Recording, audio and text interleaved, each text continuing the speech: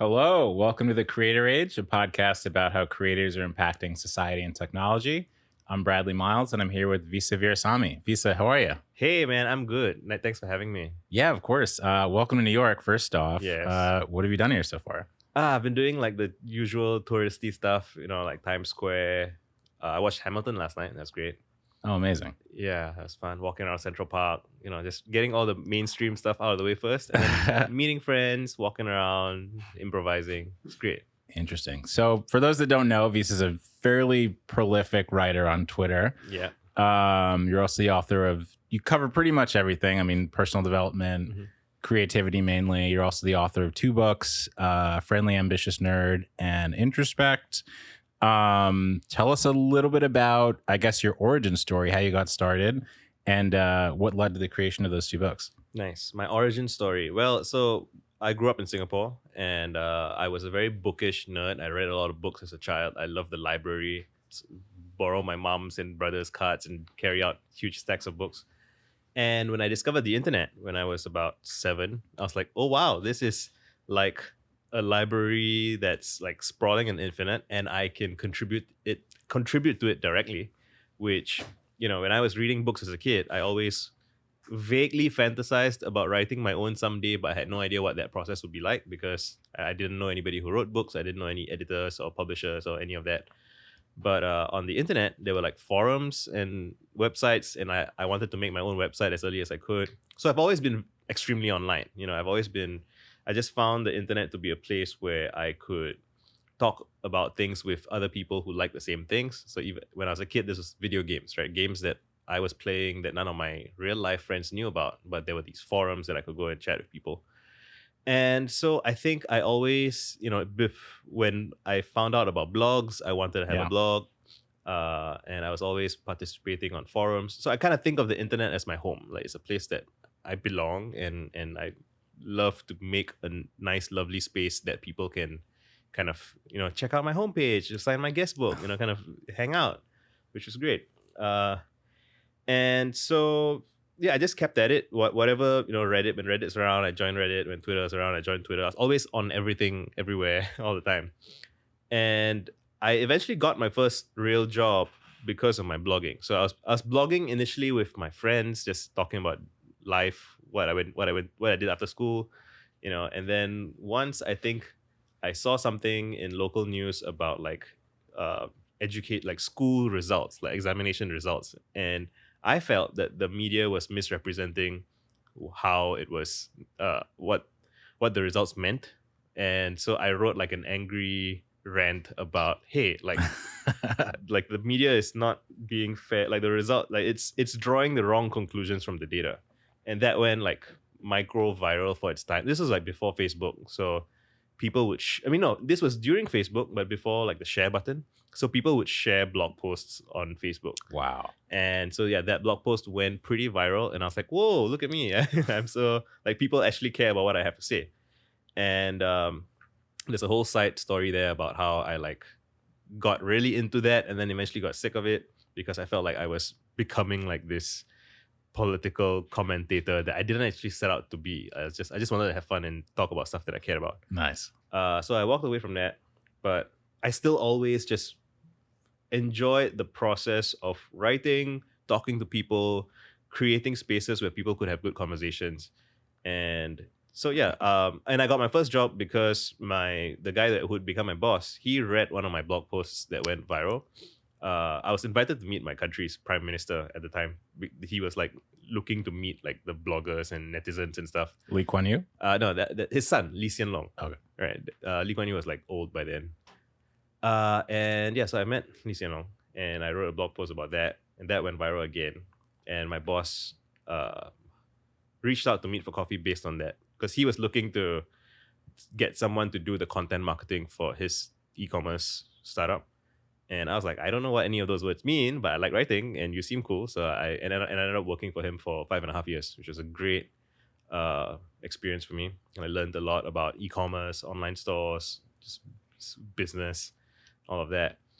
And I'm skipping a few steps. I used to play in bands. I used to organize gigs and promote them online. And it's just so the internet has always been very intertwined with me, like what I do, what I care about. But so while I enjoyed my work, I eventually felt that, hey, my childhood dream was still to be a writer, like of books, right? And just so I was always drawn to like music and very, I don't know how to say emotional, but just very, like a poet's kind of spirit, like just street busker energy. Like I felt that like mainstream LinkedIn world was not my thing. And I got good at it, but I didn't enjoy it. And so after like we crossed some nice big milestones at my company that I was working at, I decided to leave and start writing on my own. I was always writing on my own. So I remember when I had a job, I was still like writing, journaling on the commutes every morning and every evening. And so when I left my job, I decided, okay, I'm going to write and publish on every dimension I can. So that's blogging, submitting. I wanted to submit like pitches to magazines, but I never actually got around to doing that. But my Twitter started blowing up. And when my Twitter blew up, that was just exciting and enjoyable. And because it was blowing up for the stuff that I wanted to say, as opposed to like stuff that, I thought other people wanted to hear. And people would start telling me, hey, do you have your tweets? Your tweets are great. We like your writing. Do you have a book? I would love to read your book. I'm like, I should write a book.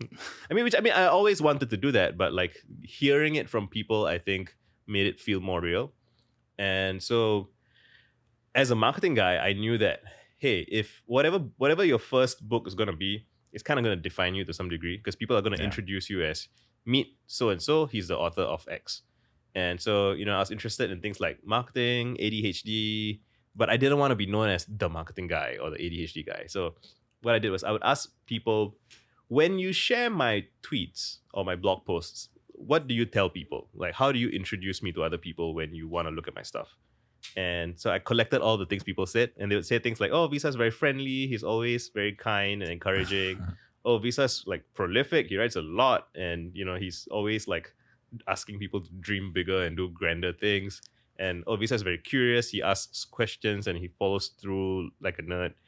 And I was like, oh, okay. And so I laid out all of those comments, and I found that they were 3 main columns, which are like friendly, ambitious, and nerd. So my first book was titled Friendly, Ambitious, Nerd.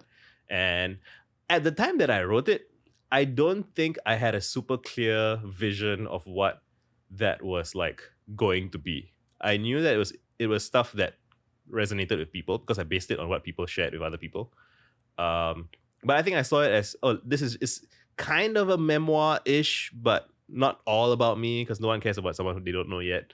And it's a little bit of like self-help, a little bit of so my favorite description of it, which I only heard recently, like 2 years later, was someone described it as, it's like Marcus Aurelius's Meditations, but for Twitter addicts. I read that, yeah. Right? And I was like, oh man, you described my book better than I could have described it. What a compliment. It's a wonderful compliment. And it's great marketing, which, that itself, I think, demonstrates what I try to teach people, which is that if you describe something well enough, you can make it more compelling, which means you create value. And one of my favorite examples of this is there's a YouTube video of an air conditioning unit malfunctioning for like 30 seconds. And it says, aircon plays drum solo. And it's like millions of views. And it's like, and you're like, millions of people watched this video of a malfunctioning air conditioning unit because the description of it was so great. And it gave you like this fresh way to enjoy a thing that would otherwise be annoying, right? And yeah, so I'm very obsessed with that notion that we can create value out of thin air just by describing things well. So that was my first book, Friendly, Ambitious, Nerd. And I'm going to update it, I think. So initially, I just wrote it kind of to consolidate all the things that I care about and people like. But I'm starting to see now how it's sort of you could think of it as a kind of philosophy maybe, or an operating system, a way of being in the world that is nourishing, dynamic, open and free and constructive.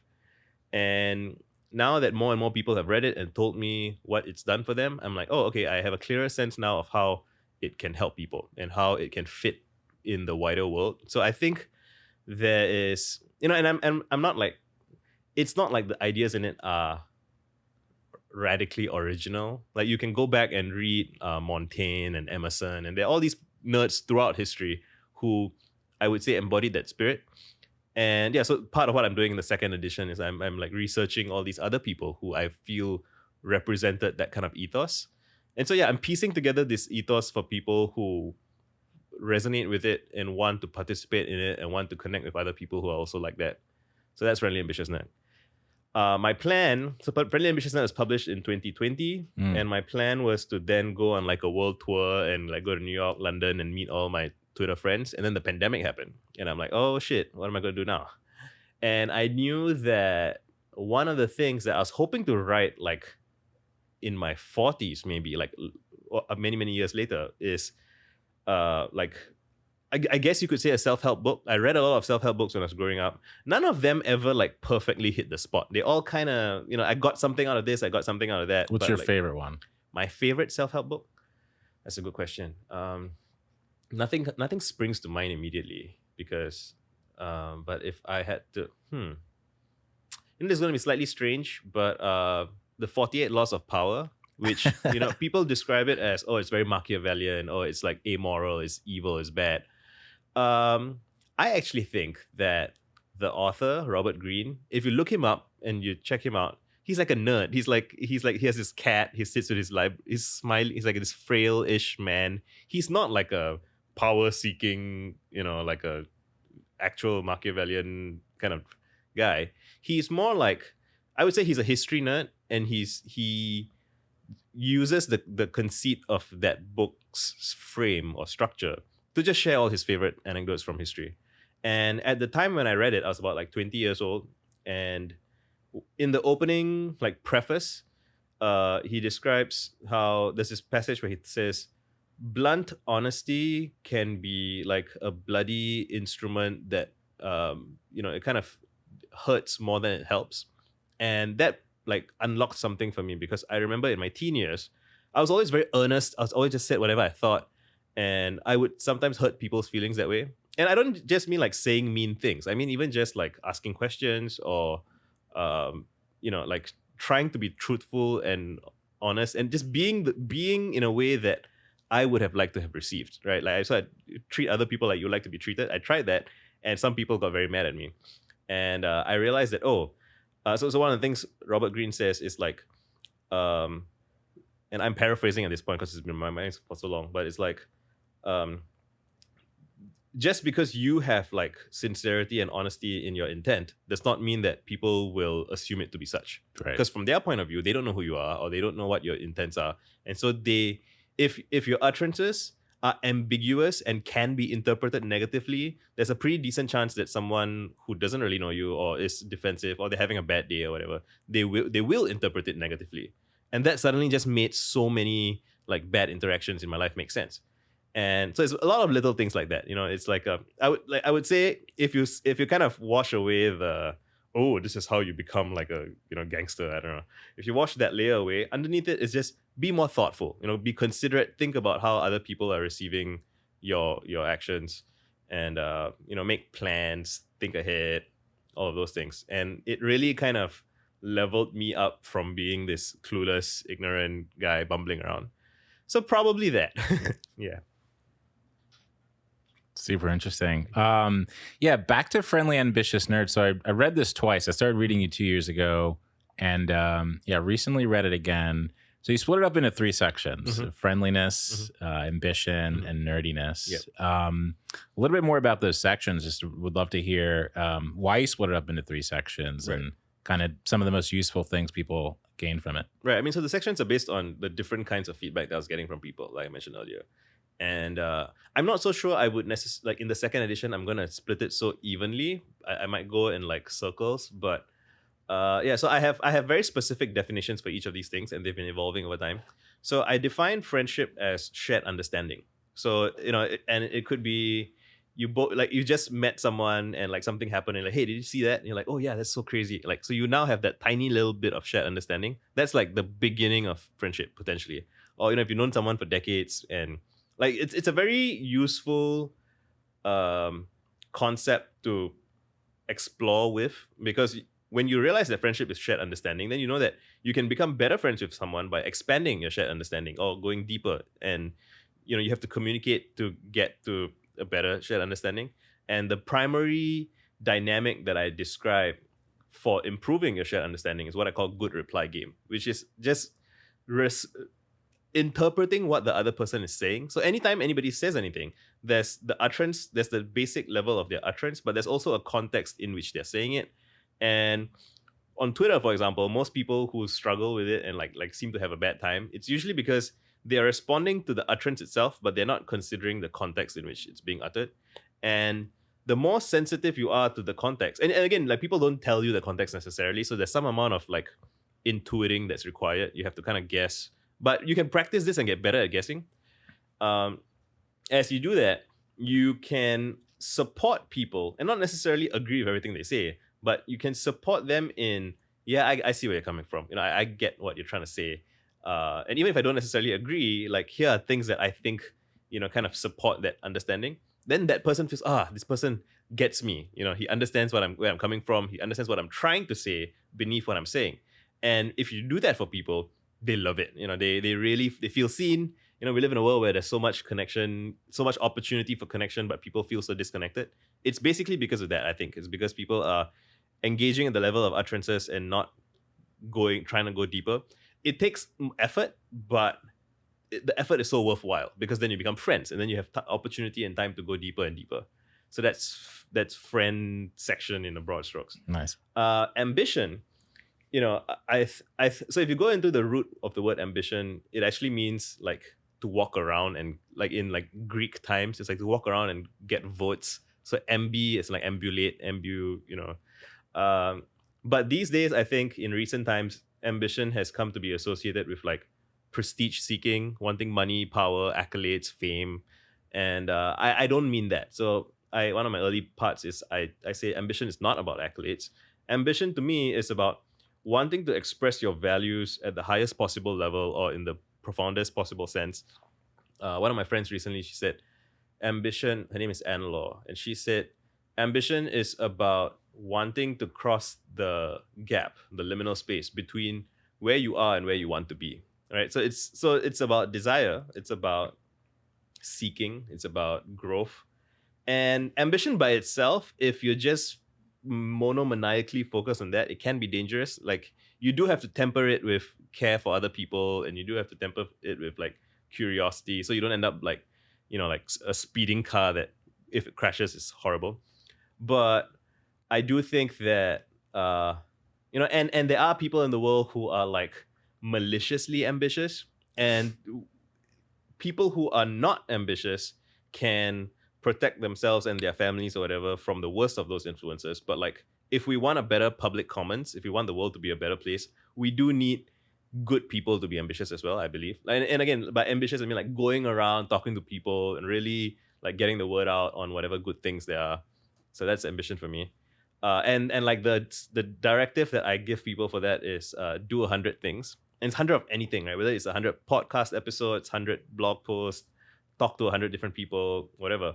And that's a very concrete and measurable, real thing you can do to kind of verify for yourself what you care about. And so I don't mean like you should force yourself to do 100 of a thing if you don't like it, but like set out to try and do a lot of a thing. And if along the way you do like 10 of it and like, you know what, it's not for me, that's great. Then you can try something else, and then so on and so forth. So, but it's that spirit of trying and trying again. And if it's not working out, maybe you change it or whatever, but like you don't quit, you don't give up, you don't So that's ambition. And nerd. So for nerd, I define a nerd as someone who is driven by their curiosity, and their behavior is driven by their curiosity. Again, this is a useful definition because you can then say the more of a person's behavior is directed by their curiosity, the bigger of a nerd they are. So if you go to the library on weekends and read stuff, you're a bit of a nerd. If you like uproot your whole life to go and study butterflies in the Amazon rainforest, like you're a huge nerd because you've made such a big sacrifice for that. And a thing that I didn't say so much in the first book, but I want to include is that and actually all three, friendliness, so the ability to achieve shared understanding, ambition, the ability to be like prolific and seeking, and curiosity, nerdiness, the ability to ask questions. each one of those things, everyone has them a little bit in some casual way, but if you really refine them, they become very, very powerful tools. And every powerful tool is also potentially a weapon. So, like curious nerds invent, fertilizer and dynamite, right? They invent, and fertilizer is dynamite, and I mean the constituents, and like, nuclear power, nuclear bombs, vaccines, and bioweapons, like anything that you try to get a knowledge is power, right? So, and same for like being able to do shared understanding with people, you get to accumulate a lot of like social capital and status, and people kind of are drawn to you, even if you're not really trying. You're just trying to be good at understanding yourself and your friends. And next thing you know, like more and more people are like, hey, you should check out this guy. And then you're like, oh shit, I have all these. And like you have to manage that. It's a skill, which is why like if you see on Twitter, my profile picture has a crown on it. It's mainly initially it's about self-sovereignty, like just a Da Vinci quote about like no man can have any greater or lesser dominion than over himself. But also it's like, I think one of the sad things that happens is that people who feel powerless, so they feel like they're victims in some way, like people are not looking out for me, or like I've had all these burdens and difficulties. When you accumulate power, you then have to go through a kind of reconceptualization of yourself, because once you have power, influence, capital, whatever, the actions that you take have consequences, not just for yourself but for the people around you. And if you have even more power, it's like for broader, wider society. And that takes to manage that skillfully, it requires reconceptualizing your self-image, so you don't see yourself as like, oh, I'm just an underdog, I'm a nobody, it doesn't matter what I say. Like, no, it does matter what you say. And yeah, that's one of the themes of Friendly Ambitious Nerds. So even if you're not rich and powerful and famous yet, if you conduct yourself like you matters, then people who resonate with that will make it matter, and then you become more and more powerful and so on. Yeah, there's so many useful tidbits in that book. I don't know if you mentioned Friendly Ambitious Nerd or just in passing, but yeah, just the importance of goofing off, and just what can be learned in kind of that period, and how that's important to your work and folks you admire. Right. Yeah. And I think, I don't know how much I mentioned goofing off in Friendly Ambitious Nerd. It's a much more critical theme in Introspect, but they're both very. So I didn't finish talking about Introspect earlier. I wrote Introspect because people are always DMing me and like talking to me, like asking me for advice on things, and it's partially it's my fault, like because I'm always sharing my personal.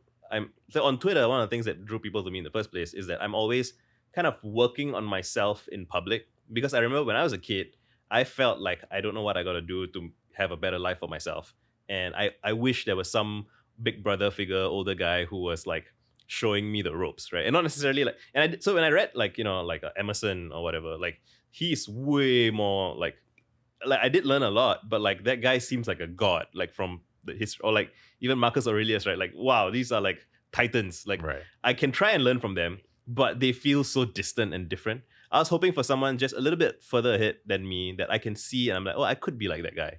And so I wanted to be that person for the next kid.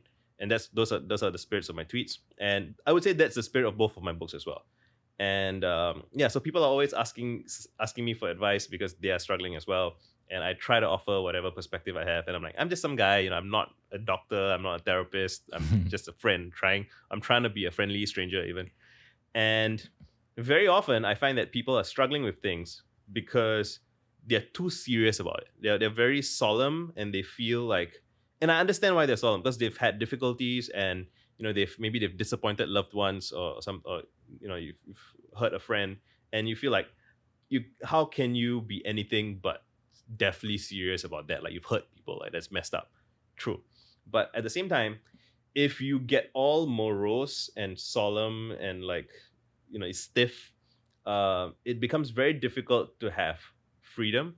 And the thing that I now like to point at is like tyrants, like dictators, they hate comedians, because comedians puncture the solemnity of just any edifice, right? We say when we're laughing, we say, oh, it cracks me up, right? Like, and that's because you had this like serious idea of how you're supposed to be. I'm so important, this is so serious. And like once you can laugh, there's a freedom in that. There's a freedom in, oh, we don't have to take things so seriously. We can breathe. We can be fine. It's not that big a deal.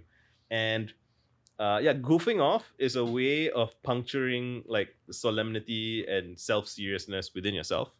And when you can goof off, other people around you can relax. They'll be like, oh, this guy doesn't take himself so seriously. I don't need to worry about hurting his feelings. I don't need to worry about.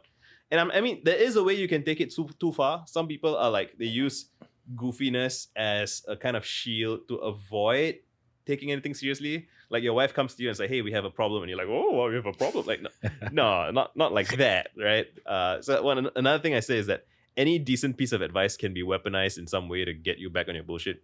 So you use the right tool for the right context. But generally speaking, I think everybody can afford to be like 20 to maybe 80, like 50% more goofy, right? Like, 'cause it's just fun. Yeah, no, absolutely. There's a few things there's a lot of things in Introspect that were useful to me, but I specifically like the end parts where you cover this idea of confronting the Minotaur and returning with the elixir. Right.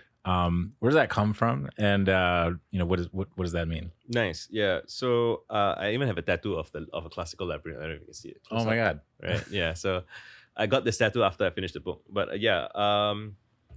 where did it come from? Well, so when I was piecing together the book, initially it started out as like almost like a question and answer, frequently asked questions kind of thing. Like, oh, how do I find purpose? How do I, get over myself? How do I blah, blah, blah. And when I listed it all out, it just didn't feel, it didn't feel interesting to read. I mean, it was interesting, but there was something about it that felt off. And I'm like, oh, well, the book needs an overarching structure. Like without the structure, it just seems like a lot of noise.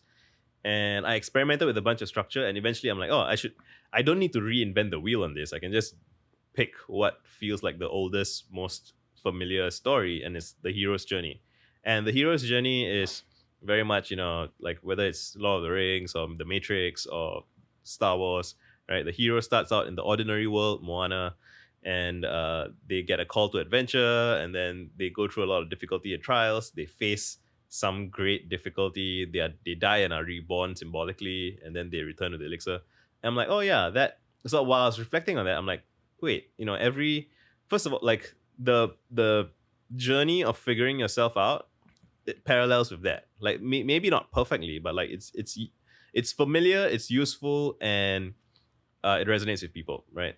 And so when I was looking up hero's journey stuff for the structure of the book, I revisited ideas of the Minotaur and Icarus and all those things. And the Minotaur is just the one that I think resonated the most with me, because I think a lot of people do feel like there's something inside them that is ugly and selfish and cruel and all those things, and you got to lock that guy away and not let anybody see you because it's gonna cause trouble. But that process of like repression basically is painful, and it has consequences that are non-obvious. And like Carl Jung talks about this. I think Freud also probably talks like this. Everybody has been talking about this in some way, right? And you could say that all the stories. So even in some way, Star Wars is about this. Even Moana is about this. Like even while there's an external component to the story, like, oh, you got to save your village, there's also the symbolic version of the story, which is on the inside. And I'm a big fan of Joseph Campbell, I guess. Okay. And so it just all came together very naturally, and it felt right. And I found this really beautiful image that I included in the book, and it's made very recently. It's made in like 2021. So there's this old drawing of the Minotaur. His name is Asterius and his mother on like a Greek vase, I think, from like thousands of years ago. And she's holding him, and she looks so angry. She looks so like my cursed baby. Why do I have to live with this? And somebody drew like fan art of exactly the same, using the same drawing, same hair, same everything. But she's now hugging him and smiling and happy, and it's like this beautiful portrait. And I felt such a relief seeing that contrast. And I was like, oh, we can heal our ancestral traumas. We can tell new stories. And I have a friend who is very passionate about like he's like a Bible nerd. Like he's very obsessed with like all the deeper meaning that people don't typically consider. And he used to say things like, oh, the Old Testament was like from a vengeful and brutal and cruel time, and so like it has a vengeful and cruel God. And then the New Testament with like Jesus, it's like so punk rock, it's so, it breaks the mold of the old one, and it presents love, which is radical, and forgiveness and redemption. And I was like, oh shit, that's true. Like I didn't, I read it when I was a kid, but I didn't see all of that. And I'm like, those things happened like thousands of years ago, and we are still, I think there's this illusion that people have that, oh, history is over and we're just here now. Like, no, like we are in the middle. We can't see the future, but we can do things right now that our descendants will look back on and go, wow, like our ancestors continued to work and continued to improve and just enrich humanity. And yeah, so that draw, and here's a person who's just making like fan art, but I feel like they contributed to like the mythological health of the species, and maybe they by themselves, if like their piece of art was not appreciated, and this goes back to like the aircon jazz solo thing, if I can help people see what that was and share it with more people, then I can, the feeling of relief that I had, because I connected that to, oh, like the Minotaur again is like my child self that is angry and stressed and feeling unloved and feeling, all of those things. And I can be the parent and kind of soothe my child self. And I can see that and feel it, and I can share that with other people. And it's so little work. I mean, it's a lot of work in seeing it, but once you see it, it's so little work in conveying it. And when you convey that, other people feel that relief. And I'm like mind blown every day, because I can help people feel so much better just with a few words and pictures. Like that blows my mind. Like I get to do this for a living. Like holy shit. But yeah, so that's why the Minotaur.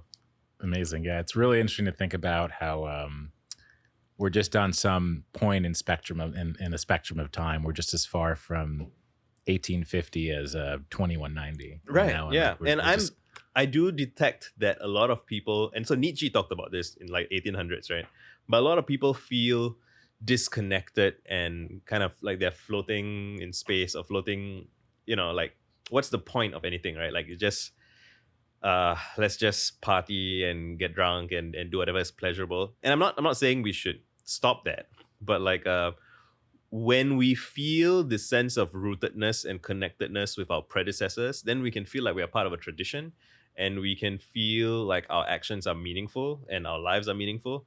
And so part of what I'm doing in Friendly Ambitious Nerd, and I'm going to do this more strongly in the second edition, is I draw a lineage back to my nerdy predecessors. So I feel I can cry thinking about this, right? Like how, the knowledge that we have today. Like let's say Aristotle's works, right? Aristotle was writing and working in ancient Greece, and then they got invaded and whatnot. But like some scribes and some nerds passed that information along the trading routes and stuff to like the nerds in Baghdad, who's different ethnicity, different religion, different language, different everything. But like, and I got this mental image of like they're tossing the torch like a baton, and then they get like arrows in the back. It's very dramatic. And then like, oh, I fall down. And then the next set of nerds in different space, different time, they're like, we got you. And then they catch the torch, and then they keep running. And then, the Mongols invade Baghdad, and these nerds are like, oh no, we must protect the text. And they toss it to, I think, the Venetians.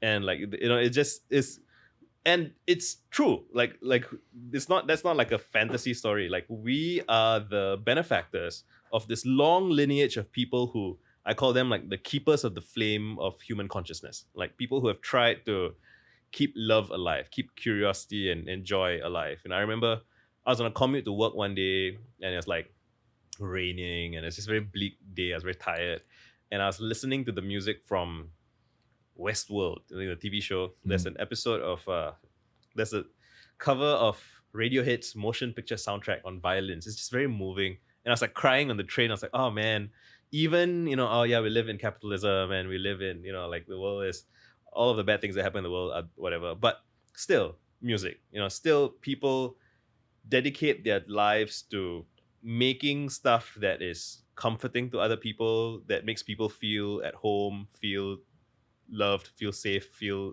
connection.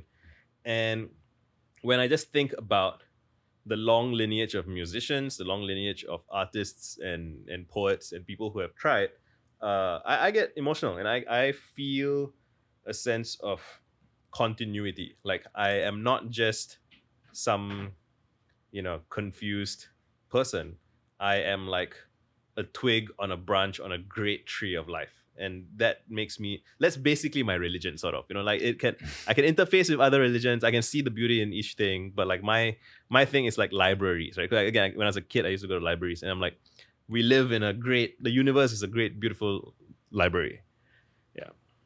Incredible. Yeah. I've really seen that theme of almost like the importance of history and also like identity every time I kind of check in on what you're doing. I mean, you're a Singaporean of Tamil descent, and I think you've talked about just the importance of almost improving like a Southeast Asian identity, and even your admiration of people like Obama who have just had to sit at many different tables. Yes. How important is identity to you, and Southeast Asianness or Singaporeanness? I mean, so I can speak like in two completely opposite things about this. So on one hand, sometimes I don't even want to think about it, and I wish it didn't matter. I wish identity didn't exist, and we could all just be nerds and just enjoy ourselves and each other and whatever we're curious about, and not have to, oh, I'm this kind of person and you're that kind of person. But at the same time, that's the reality of it. We are born in different places, in different times, with different bodies, different skin, different everything. And since those things exist, it's better if we manage it artfully than if we pretend it doesn't exist and then perpetuate injustice and inequality because of that. So I do think it's very important that people have something going on other than the preservation and enforcement of their identities. So so I talk about this with different people from different groups of however they choose to identify themselves. And when I talk about this with my wife, for example, and we talk about how do we make the world better for if we have daughters, or just regardless of whether you have sisters and daughters or whatever, half the species should not be disenfranchised from the other half of however you want to cover up the halves. But if you do things like, oh, check out this list of top 15 female business owners. On one hand, that's great because you get attention to that. But on the other hand, you're kind of separating them a little bit. Why can't they just be top 10 business founders instead? You're when you create a separate category, and again, I'm in two minds about this myself. I'm not oh, this is always bad and this is always good, because sometimes it's better than nothing if you have nothing. But I guess you should always have an ideal to strive towards, and the ideal should be that you don't have to so I'm happy to be Tamil and brown, right? But I don't necessarily want to be here as the brown author of so and so. In some contexts that's great, especially for some brown kid somewhere who doesn't feel like he could be an author. I only found out a couple of years ago that there have been several Nobel Prize winning Tamil men, and I don't think there's any women yet, which is again that would suck for the women, right? So but it shouldn't have to. But so the nature of representation is so complicated, right? And it's not, half of it is how you see yourself, but I think more than the other half of it, so probably a quarter of it is how you see yourself, but most of it is how do other people see people like you, right? And how their expectations limits you, right? So So I remember when I was 16 when Obama became president, and I'm halfway across the planet, and I'm Singaporean, but I felt a relief seeing a black man become POTUS, because it's not that I didn't think it was possible, but I didn't know to what degree other people thought it was possible. And so that felt oh, the world is becoming a place where this becomes normal. And now and saying that now seems, it's been less than 15 years, right? Ish. But it almost feels silly to say now, but at the time it felt dramatic. In like 2005, people were like, can a black man be president? Like, you know. And so yeah, I guess as we make progress, it has to look kind of sometimes it has to look kind of silly and kind of forced. But in retrospect, it will be like hopefully like our grandchildren think that we were being so weird and silly about all these identities because they just accept that, oh yeah, all kinds of people from all kinds of backgrounds, gender, sexuality, whatever, like anybody can do anything, like obviously. And that would be if we have helped make that happen, that would be great. Awesome. Yeah, back to Singapore. You've talked about this publicly a little bit, but a lot of people kind of idealize Singapore as like this, place to be replicated. What are some great things about Singapore and not so great things? I mean, a lot of people idolize how kind of Lee Kuan Yew kind of set up society there. Like, what are your good and bad thoughts about living in Singapore? Yeah, I mean, Singapore is still really young, so I would hesitate to draw very confident conclusions about what the consequences of such actions are. Actions meaning like Lee Kuan Yew being very authoritarian, basically. But it's zooming back to like the big picture stuff that I think is great. So Singapore has always been along a global shipping route, and okay, even before that, you got to say Singapore is very, very small. It's an island city state, so there are things about it that work that probably don't generalize. Like local government, and there's no federal government, so like everything is local. Like I have friends in government. Like I'm like one connection from ministers, right? And not just me, but like everybody has like an uncle or an aunt who is, so it's all because it's like a small startup compared to like a large corporate company. And what works for a startup, like company culture wise, like everyone can have lunch together, that kind of thing. That doesn't scale. But so the smallness is great. We get to protect our smallness with mandatory conscription, which is a choice that I'm not sure a lot of other countries would choose to make. And yeah, I guess when I have this conversation with people, it's things like you have to know the context, you have to know the history. So the old history is that Singapore has always been along a major global shipping route, and so it's always been kind of diverse. There have been people from all over the world. Not quite as diverse as New York though, so that's pretty interesting to experience. But but so it's a merchant city. It's always kind of have this underdog mentality of we are so small, we have to, we can't impose our will on our neighbors. Like we have to adapt to whatever the situation is. And we have this very survivalist, kind of paranoid sometimes mentality. And that is very much, I would say, downstream of World War II, which you can't understand Singapore without understanding World War II. Like, and if you do the numbers, right, like you take like 9/11, for example, and like the fraction of Americans who tragically passed away in that, and then you compare with like the Singaporeans who, this is before Singapore was a state, but like the number of people who died in World War II in Singapore is like insane. And that national trauma was like the birthing of the nation in that sense. Like, so people didn't think of themselves as Singaporean before that. But once you've all been through that horrible thing together, then all the survivors are like, well, we don't want that to happen again. And we are willing to tolerate like crazy repression. Like, I don't know if you call it repression, but like just a lot, right? Like, so people say Singapore is very clean, very sterile, there's like pros and cons to that. And they'll be like, oh, some other country might say we should be more like Singapore. And I don't know if that's possible without going through the same experiences, because for the people to tolerate that kind of drastic action, they need to experience. And I almost kind of, I'm not glad that COVID happened, but one of the slightly silver lining-ish things of COVID is that we have now had a global collective trauma experience, and we can all now understand a little bit better, like, oh, like, when things are bad enough and people are like dying or we don't know what's going on, like we will tolerate lockdowns, we will tolerate mask mandates and all that. And then once you have that understanding, you look back and think, oh, when the Black Death happened in like the 1300s, like people thought that God had forsaken them. And so that allowed like tremendous upheaval of church and state and all those things.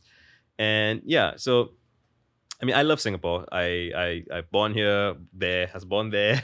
All my friends and family are there. I own a house there. Served in the military there, as we all have to, as most men have to. And I recommend it. I do think that it's gonna get more exciting in the coming decades because everything good about Singapore is like because of older and wider factors. It's got a great location in Southeast Asia.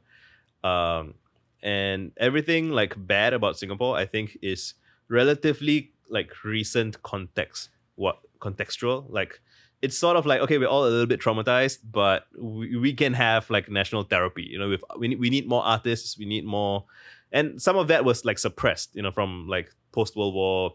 Like so the story I tell people to try and explain this is, imagine there's a kid, like a skinny nerdy kid in school, and he gets bullied and beaten and pissed on, and he's like, oh, like that was horrible. I'm gonna work really hard. I'm not gonna socialize or anything. I'm just gonna study every day and do push-ups every day, and I'm gonna be successful, and that'll show them. And he actually does it. So he's actually gets buff, and he does these math problems, and he's like, yeah, now I have all this. I'm rich. I'm fit. I have no idea what I want to do in my life though. I have no idea what I like. I don't know what I care about. I'm just cool. Like everyone like me, And the global PR does. People do buy into the PR. They see, oh, that guy looks really successful, man. He look at his muscles, look at his bank account. Like he must be doing great. Is it though? Like yeah, in some, it's a great starting point. It's a great place to start from. Like you would rather start from a position of strength than a position of weakness, right? And there are countries in the world where, oh my God, it's so terrible. They have the governments are corrupt. Their economy is in the toilet. Like everything is terrible, and I have no idea how that is like. Like I have friends in Nigeria who are like, man, like we hate our country. Like we gotta, and I can't imagine how terrible that is. But like, Singapore isn't paradise. It's not hell either. It's somewhere in between. It's like and it is kind of annoying to witness people like on the other side of the world kind of caricature it into one or the other. And it's like, well, and I think that's probably true for most places in the world. Like every government is a bit of an embarrassment in some way. There's always some abuse of power somewhere. There's always some, but people are also always wonderful everywhere. I think everybody just wants to have a good time, take care of their friends and family. Everyone's nice to strangers if the strangers are friendly. Like, so yeah. But I think Singapore's gonna get more exciting because just the whole region is kind of like China and India, like the up middle class is growing up, and there's people with dreams and ambitions, and I think that's just gonna percolate in the whole region. So if you think that Asia is an exciting continent to be on in the next century, I think Singapore will be exciting as well.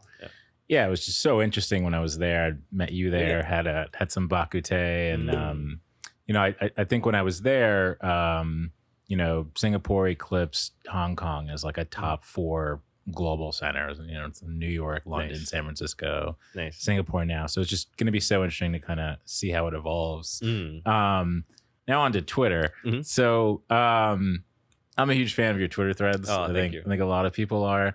I like them because you're almost like walking through a park and picking up the flowers everyone else doesn't pick up.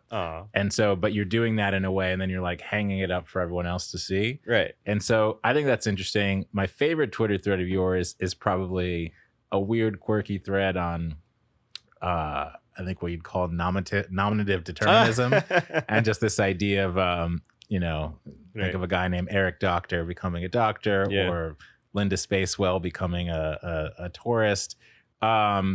So 2 questions. Why are you kind of curating ideas in this sort of way on Twitter for people to see? Right. Not just that one, but in general, some of the others. And just as a creator of all these threads, right. I mean, what's the response like? And what are some of the big discoveries you've had just creating these meta Twitter threads? Right. Yeah. I mean, so I think I would still be doing these even if nobody was around. Like, again, so I'm a nerd, and I think nerds make lists and ask questions, and I just have fun with it. I like to see patterns, and I like to notice things, and I think that. So with the nominative determinism one, it's like when you see 2 or 3 examples, you're like, haha, that's kind of funny. When you see like 50 examples, you're like, holy shit, like this is more common and persistent than I had thought.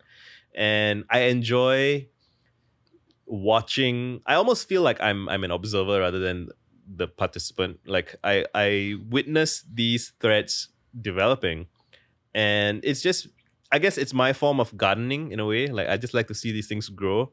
there is kind of a side benefit in that. I mean, I don't. Again, I would do it even without any benefits. But like, I think some people like I mean, it gives me nerd cred, I guess. Like you know that I'm not just here to preach at people, because I do think some people have a bit of a preacher problem or preacher. Like it gets boring if someone's just preaching at you all the time. But you can see that, oh, like once in a while I have a sermon I want to share with everyone. Hear ye, hear ye. But like at least half the time I'm like, hey, look at this. That's strange, isn't it? Like why does the grain of wood do that? You know, like I'm genuinely curious. And I think again that gives people like some freedom to be like, oh, we're just goofing off and exploring and making lists and having fun. And yeah, I think some people have told me that them watching me do it has given them permission, quote unquote, to do their version of whatever that is. And I think it just makes for a more interesting world, right? It's nice like to look around and be like, oh, here is, you know, like like somebody does a big thing on geometry of like subway tiles or something, like, oh, that's interesting. It just makes you see the beauty in the world a bit more. So yeah, it's like what you're saying with the flowers. That's very accurate. So you brought up this idea, which I was going to bring up. You know, some ideas that I just kind of learned from you, and I'm kind of like applying to my own life. You kind of just mentioned this idea of the royal touch, or you know, seeing someone else do something and then having to get the blessing from someone, and how that's how most of the world works. And almost the idea of defying that.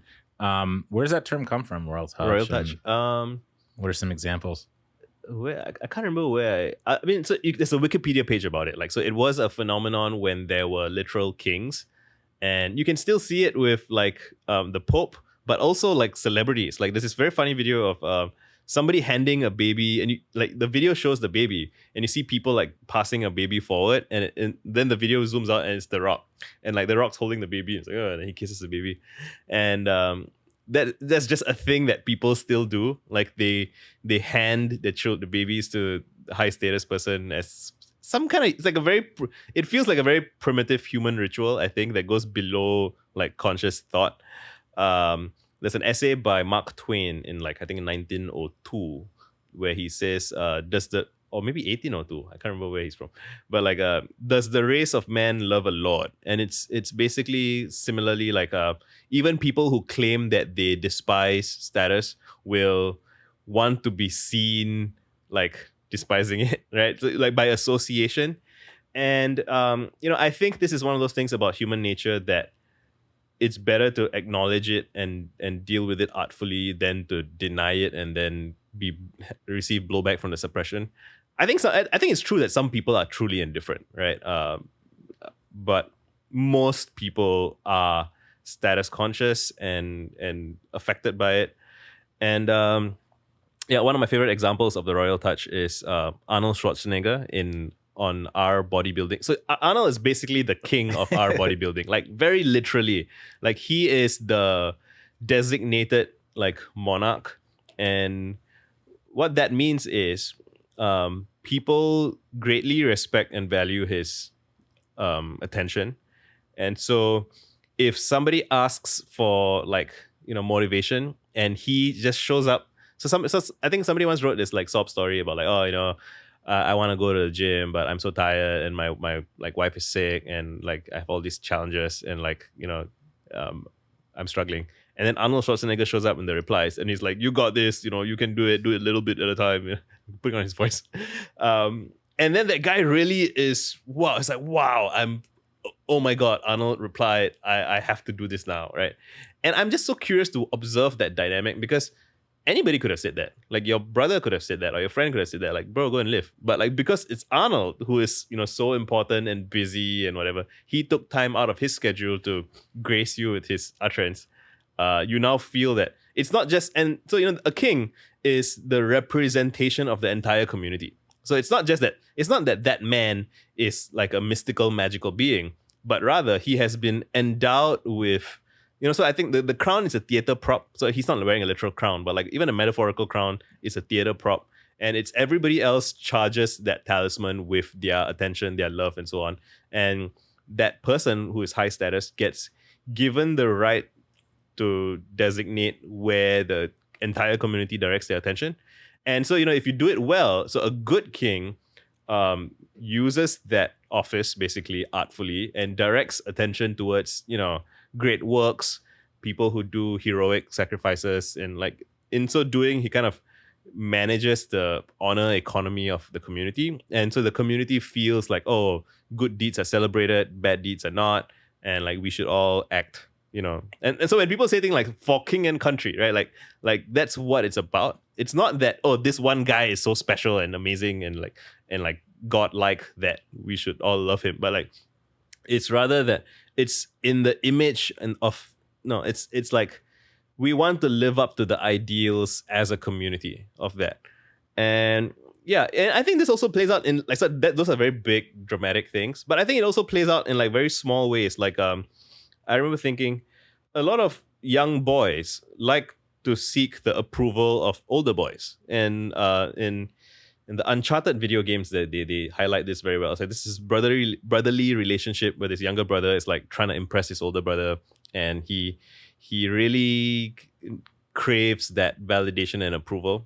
And I think if you begin to have any success in any domain, you will start to attract that kind of behavior, and that's fine. It's normal. And you want to discourage like the most extreme forms of it, because you want to remind people, hey, I'm just a guy. Don't worship me. Don't pedestalize me. Don't abdicate your personal responsibility for yourself and ask me to run your life and tell you what to do.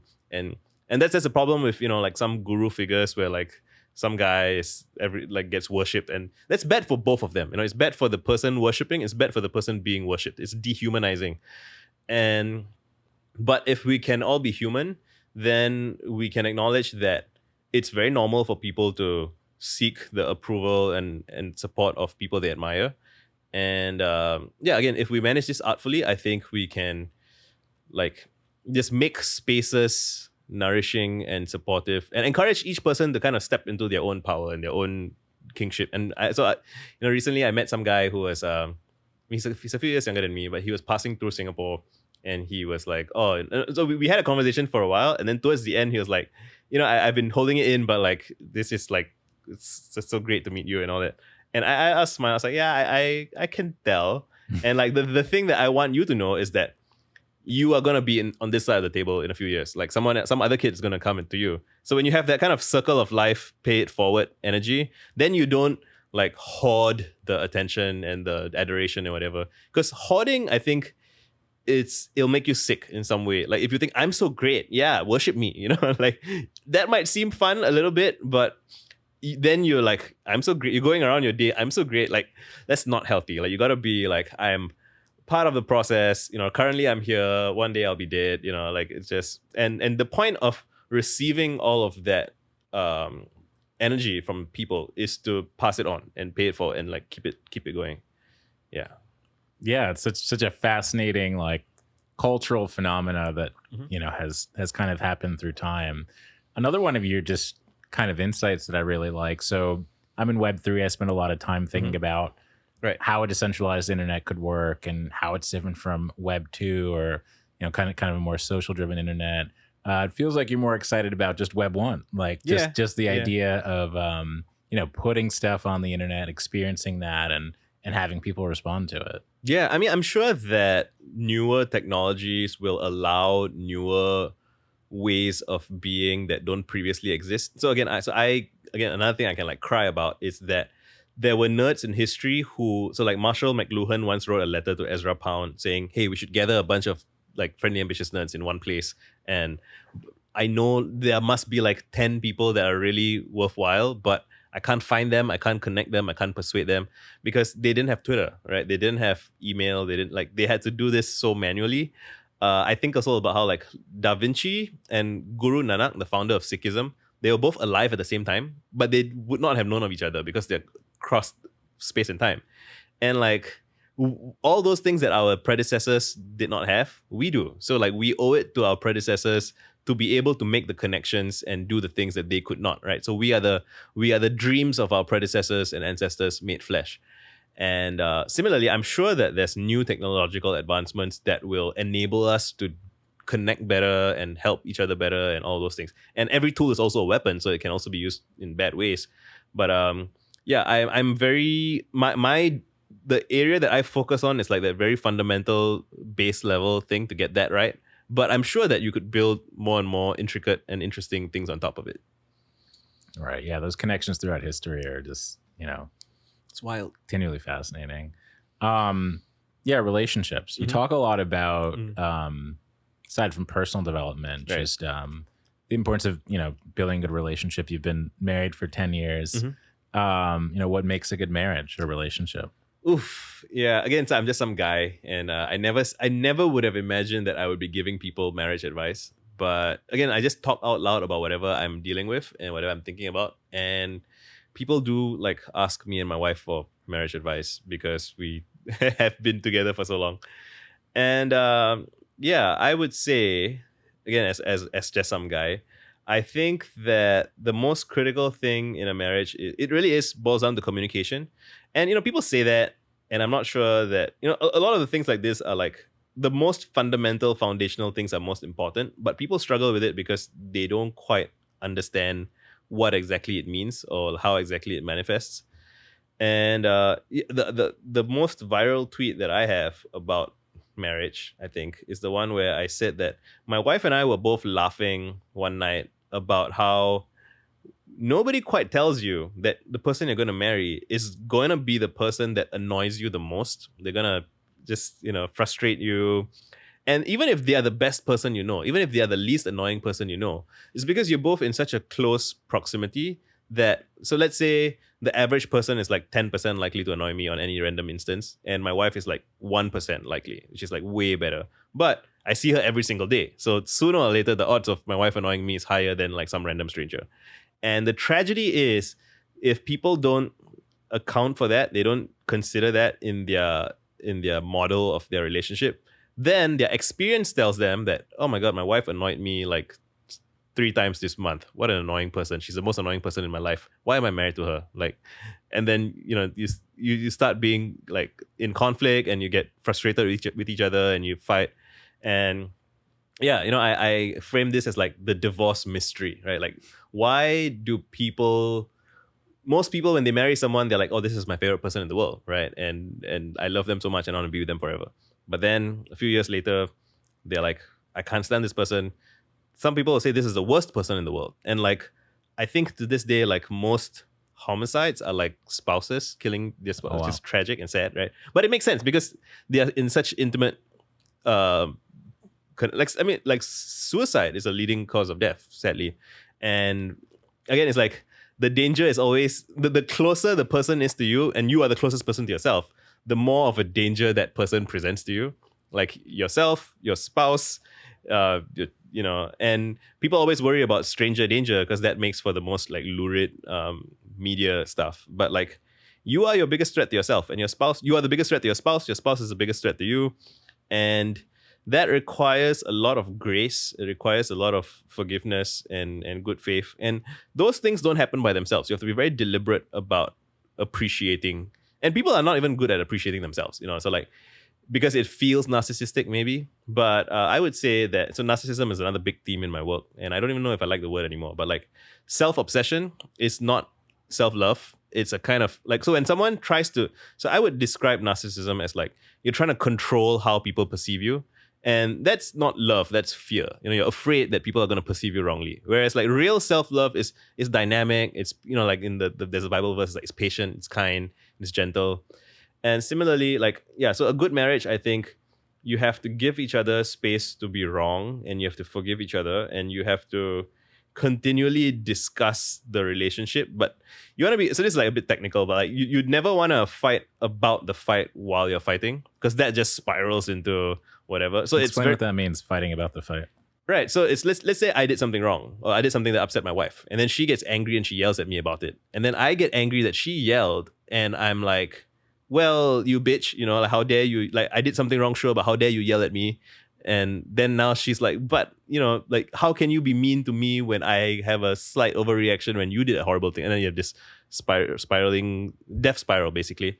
So the way out of that is preemptively, and from the time you get married or even before you get married, like, once a month or once a week, like commit in advance that, hey, every month let's go out and have ice cream and let's just talk about like how our conversations have been going.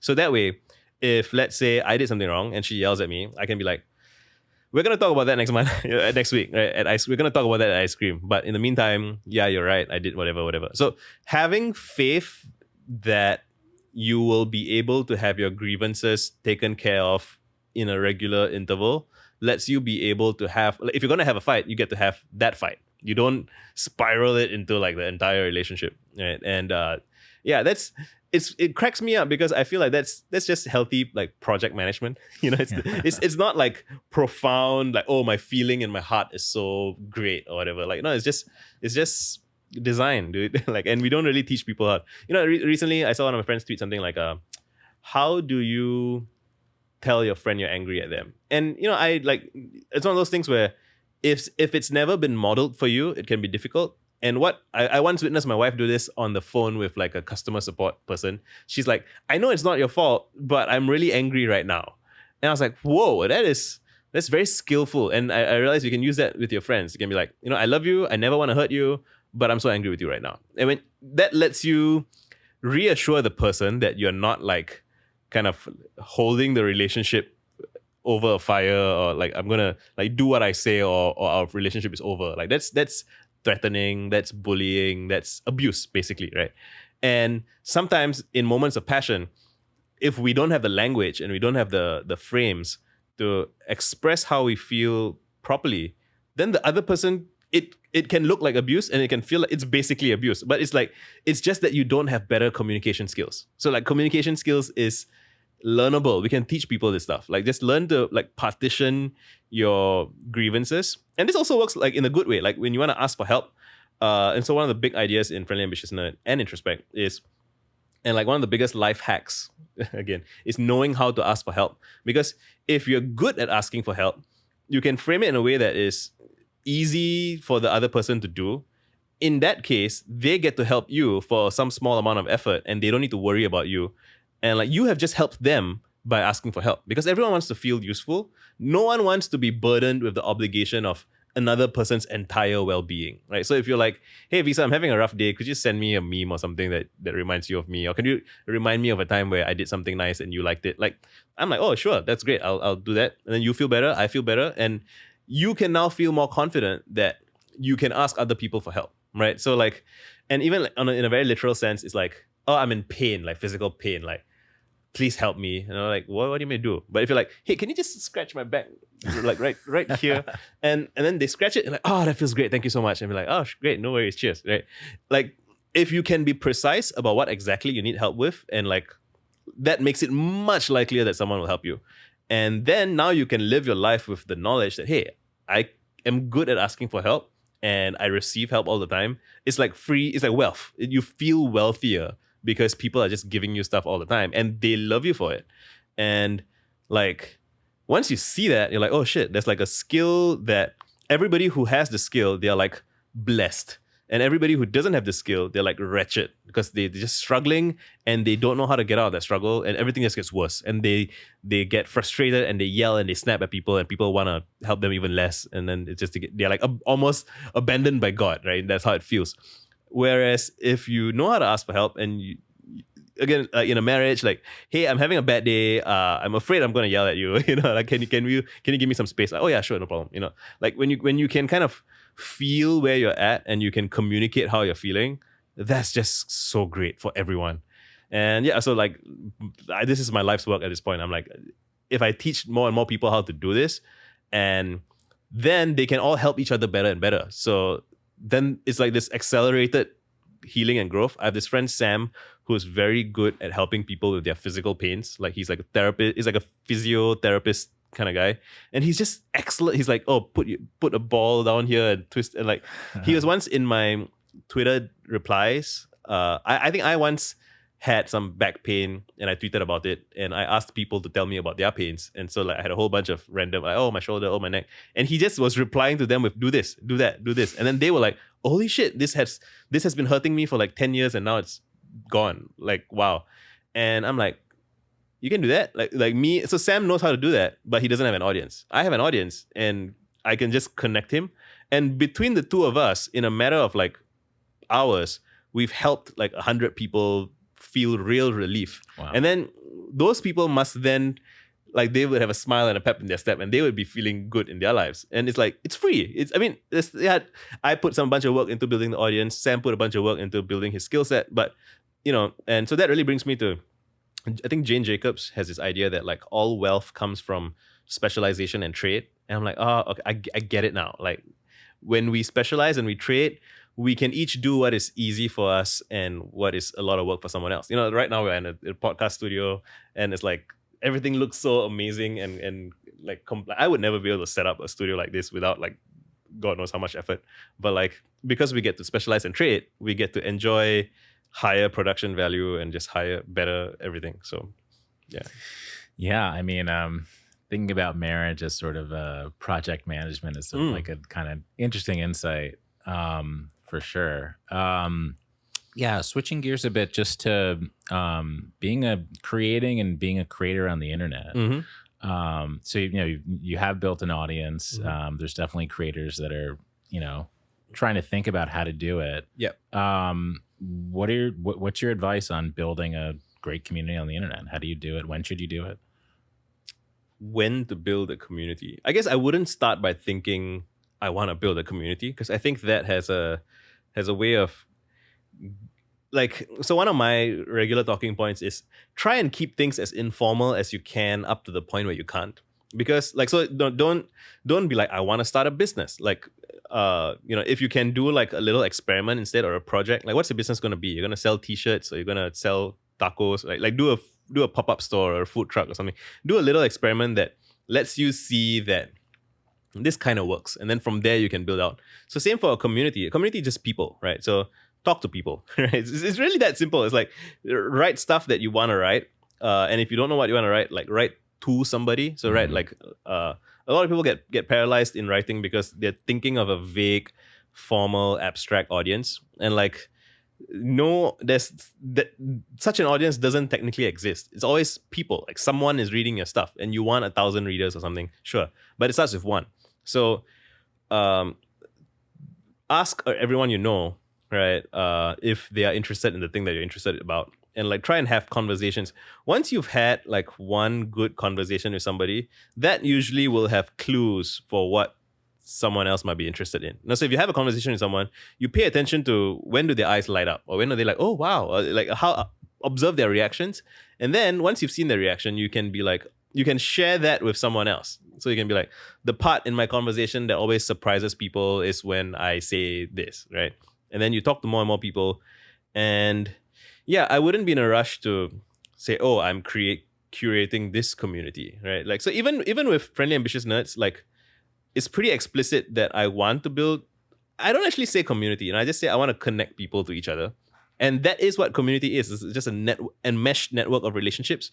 So focus on like one relationship at a time. Like, introduce this person. Hey, you should meet that person. Hey, you guys should chat about this. You all should see this, and yeah, that's how I think about it, really. Ask yourself you can think about it in the abstract. Like, what would your ideal community be like? What would the values of the community be? If more people were here, what would we be discussing? What would be the norms? How would we invite new people to join? How would we handle disputes? Like, all those are interesting things to think about. I do have like a long list on my blog. If you go to visaganv.com/blog/communities, that's like this.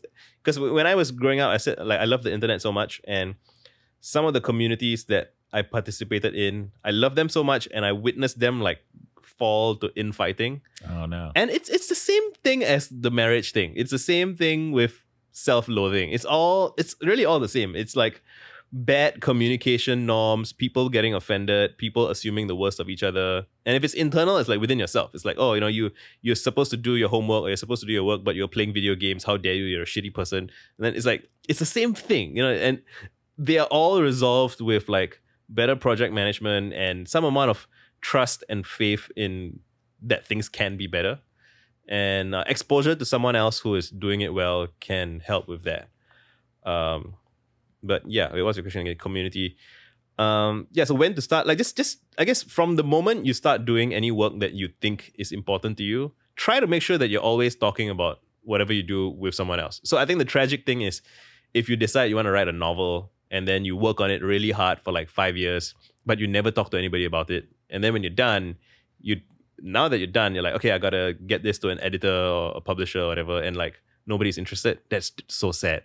Whereas like, you write an outline of a novel and then you share it with some friends, or you look up like what's your local writers circle, or even just tweet about it, or say if you are not famous, you can try replying to someone who's a bit more famous and be like, hey, any suggestions for people who want to share writers outlines and stuff. The good thing about, again, this goes back to like asking for help thing, like scratch this part of my back is better than like give me a 90-minute full body massage or something, right? So like you want to negotiate something small that people can give feedback on. So if you write a good outline and share that with people will be like, oh, that's a good outline, I would love to check out, like, have you written like a chapter or whatever? And from there you can share that around. And the cool thing is when you find that you're onto something, people will want to share that with other people because it's cool to share cool things with your friends. So you get to product market fit by doing some tiny version of the thing, talking to people about it. And if they're just staring at you like, I don't get it, then you're like, okay, I gotta try something else, or talk to someone else. And so you might maybe talk to 10 people, and if all 10 people don't seem to get it, okay, you should probably try something different. And then you try something different, and eventually when you hit something that has a spark in it and has animating spirit, then the conversations you have with people will have a different vibe. And then then you'll have to start being like, how do I make sure that the people who keep showing up like behave themselves? This is a happier problem, but it's also a challenge. Yeah, as far as I know, you're writing 3 books like this currently. You're writing a book on how to quit smoking, ADHD, and strategy. Right. And I know this because I've been in the Google Docs, and I can suggest different ideas based on these things. That's a radical way to write a book. I mean, what do you talked about it a little bit, but like, what do you gain from that? Right. I mean, so I guess, again, this goes back all the way to the start about how extremely online I am. Like, I'm this very internet guy. But I also think of it as like, just imagine you're sitting in a coffee shop every day with a bunch of other authors and just be like, hey guys, I'm thinking of doing this. What do you guys think? And then if nobody seems to care, you just let it kind of quietly die out. But if people get excited, that's a sign that something's there, and then you build on it. So yeah, I don't necessarily know if all of those documents will definitely become books. Maybe they'll be essays, maybe they'll be something.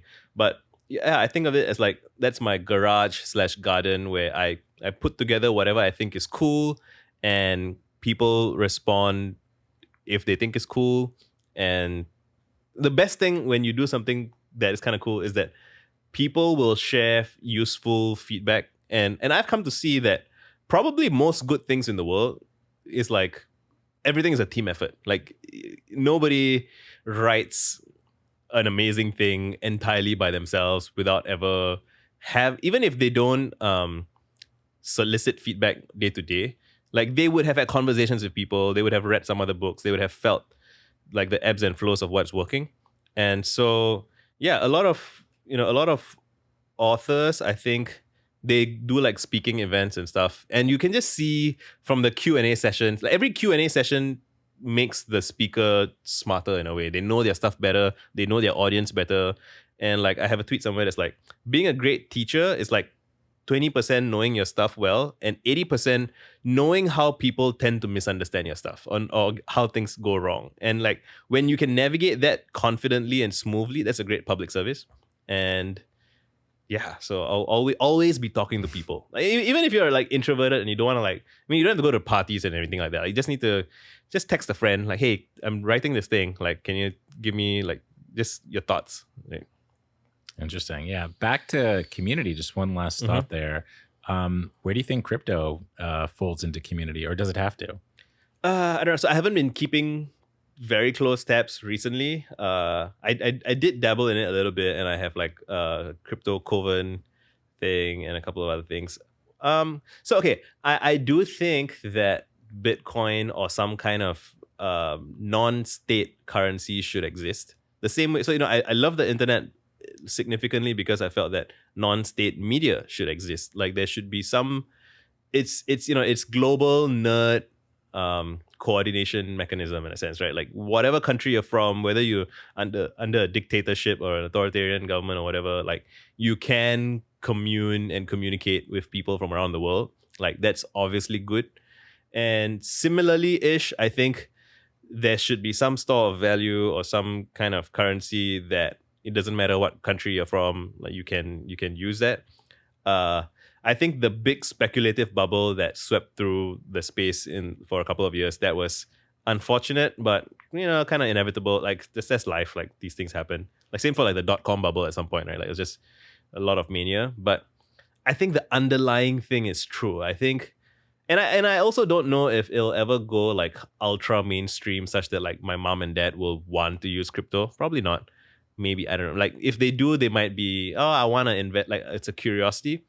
But I think that, and this also ties a little bit with the Royal Touch stuff. It's kind of like every community has some coordination mechanism, and for some people just don't really like. I think that might be surprising to some of the more, So there are people who are very passionate about not using Windows or Mac, and they want to use Linux, right? Because they feel that it's open source, or you don't give it's like privacy is very important. And like a lot of people just don't really care. And that's fine. It's up to each person to, well, I'm in two minds about that as well. I personally do err on the side of convenience most of the time. But I'm glad that there are people who care about it. I'm glad that there are some people who are thinking about privacy all the time, thinking about security and all those things. And I think that crypto should exist. It remains to be seen. I think beneath the hype, there were always people who saw the underlying promise, and they're still kind of working on it and still building it out.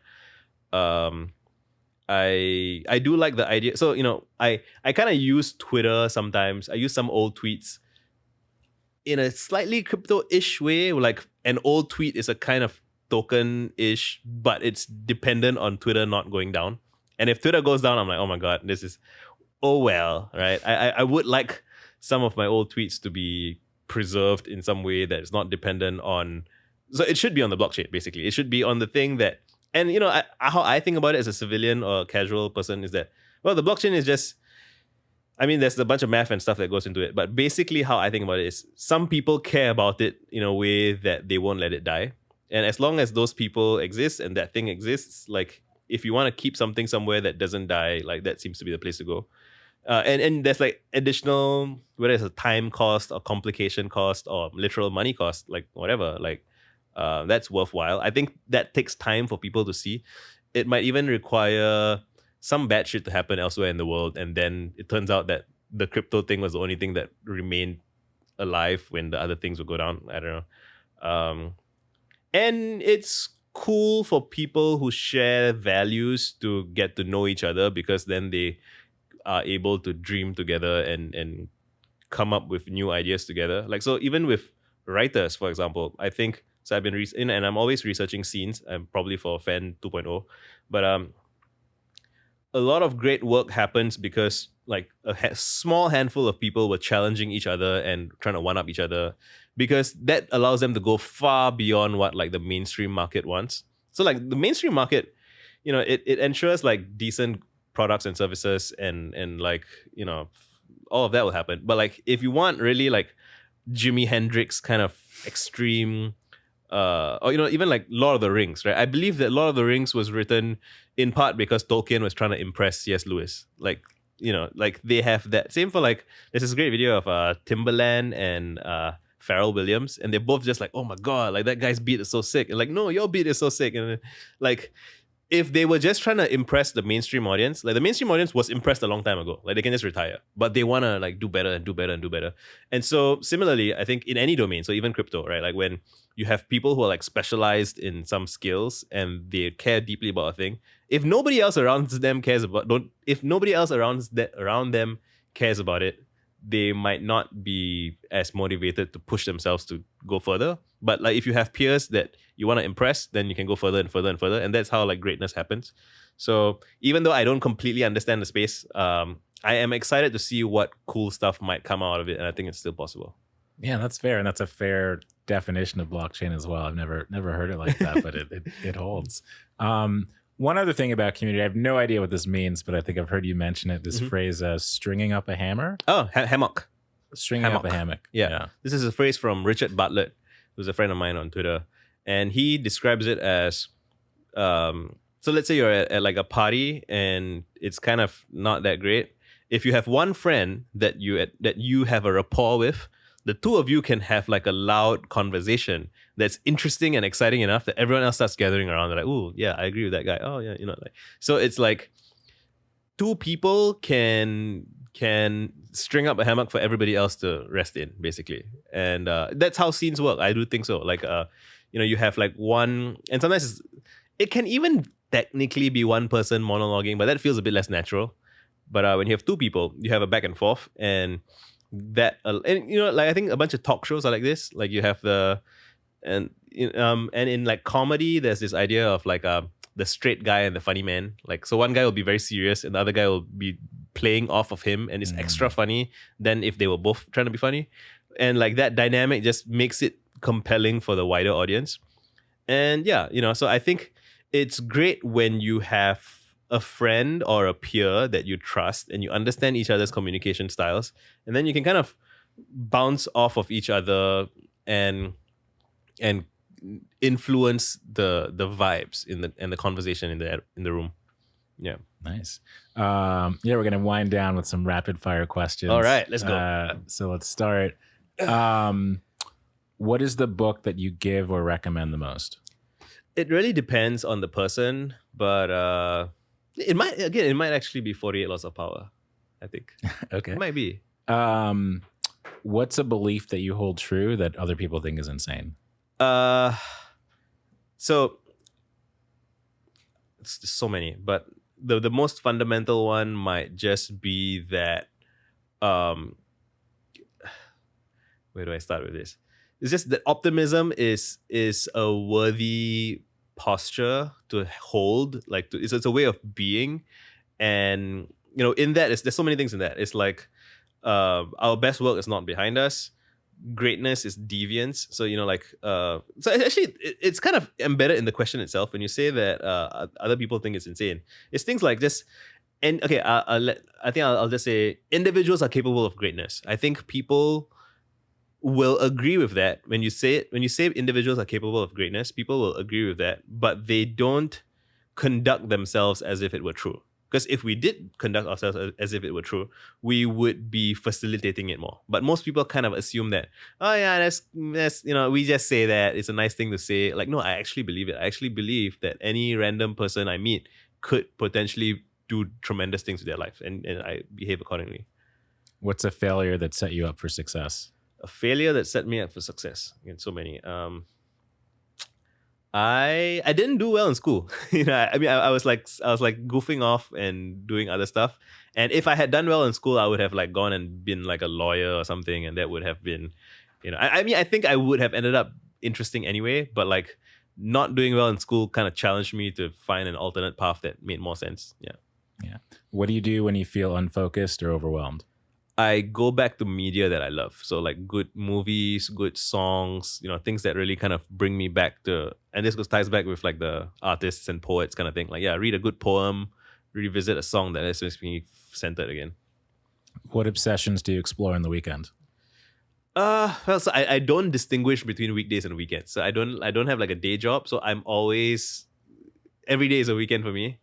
And that's not healthy, I think. Like I don't have a good demarcation between work and play. But yeah, it's just again this friendly ambitious nerd network. So I'm trying to understand historical scenes better so that I can communicate to more people how greatness is manifest, and then we manifest it. It should be doable. Yeah. Cool. So the idea there is just forming this global network of nerds. Yeah. The biggest network possible. Yeah. I want to introduce like 100. I want to personally introduce like tens of thousands of great people to tens of thousands of other great people. Sign me up. Amazing. Yeah. What have you changed your mind about in the last few years, and why? What did I change my mind about? Changed my mind about.